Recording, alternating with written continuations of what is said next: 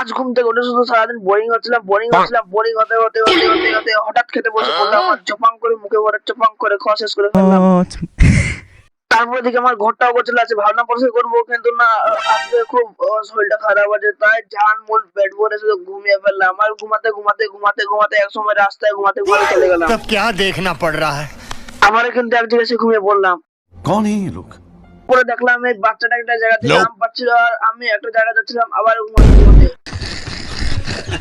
তারপর দেখি এই বাচ্চাটা আম খাচ্ছে আর আমি তাও ঘুমিয়েছিলাম। উঠালে রে দেবা। তাই এই কষ্ট সহ্য না করতে পেরে ঝপাং করে ঘাটাকে লাফ মেরে ফেললাম। अच्छा তো তারপরে দেখি কান্না ভাই চলে এসছে, আর এরাও কেউ নিজের মন মতো লাভ মারছিল, আবার কেউ জাম্প করছিল ঘাটে।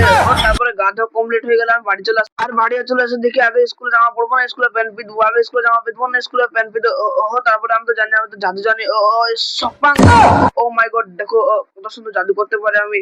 খুব বাড়ি জানতে পারে আজকে পরীক্ষা, কি পরীক্ষা সেটা আমি জানি না, এটা প্রতিদিনকার সাময়িক ব্যাপার। আজকে স্কুল যাবো, একটু যাবো না, যাবো না, যাই, যাবো না, না চলেই যাই, না হয়তো মা আবার বলে মারবে।